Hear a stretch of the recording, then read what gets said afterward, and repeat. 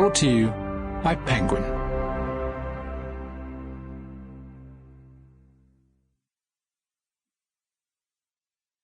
The Rain Before It Falls by Jonathan Coe. Read by Jenny Agutter. When the telephone rang, Jill was outside raking the leaves into coppery piles, while her husband shovelled them onto a bonfire. It was a Sunday afternoon in late autumn. She ran into the kitchen when she heard it shrilling, and immediately felt the warmth of inside enfold her, not having realised until then how chilly the air had become.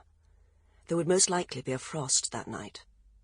Afterwards, she walked back up the path towards the little bonfire, from which blue-grey smoke was spiralling into a sky already beginning to darken.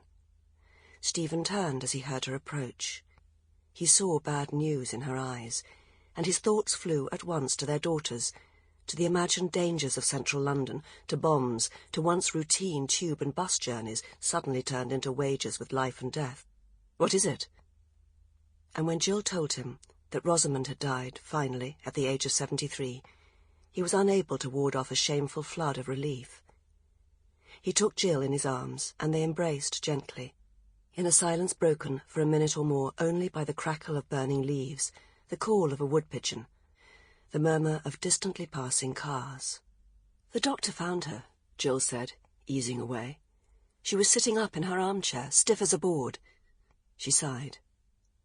"Well, I shall have to go to Shropshire tomorrow and talk to the lawyer, start fixing up the funeral." "Tomorrow? I can't come," Stephen said quickly.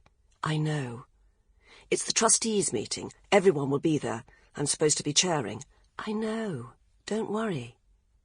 She smiled and turned, her ash-blonde hair, the only distinct part of her, bobbing down the garden pathway, leaving him, as so often, with a sense of having obscurely failed her. The funeral took place on Friday morning. The village, which Jill remembered from her childhood as being painted by numbers in vivid primary colours, was washed grey. The rich blue sky of those memories, still miraculously preserved somewhere on so many hundreds of transparencies, was reduced now to a sheet of perfect white, signifying nothing. Against this featureless backdrop, clusters of sycamore and conifer waved dark green and viridescent in the breeze, the rustle of their leaves the only sound to break in upon the imperishable noise of far-off traffic. In the churchyard itself there stretched a lawn of paler green, broken only intermittently by mossy and lichened outcrops of stone, where headstones rose up unassumingly, or sometimes jutted at curious angles, neglected. Beyond them, in that weak autumnal light, stood the tower of the Church of All Saints, reddish-brown, squat, ageless, the incongruously bright and burnished golden hands on its clock face pointing almost to 11 o'clock. The brickwork was jumbled and irregular, like ecclesiastical crazy paving. Rooks nested on the turreted rooftop. Jill stood beneath the little wooden porch at the entrance to the churchyard, arm in arm with her father, Thomas, watching a steady trickle of mourners rounding the corner past the Fox and Hounds. Her brother David stood beside them. The last time brother and sister had come to this churchyard together, more than 20 years before, it had been to tend the graves of their maternal grandparents, James and Gwendolen.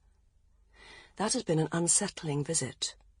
Jill was prone, in those days, to clairvoyant episodes, intimations of the supernatural, and afterwards she swore to David that she had seen their grandparents' ghosts. A vision, she claimed, glimpsed only briefly, but with absolute clarity, of the two of them sitting on a bench, drinking tea from a thermos flask, and absorbed in sporadic but amicable conversation.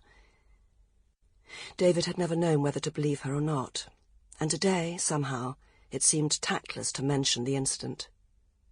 Instead they stood in silent solidarity beside their father, and nodded greetings at each new arrival, not recognizing most of them.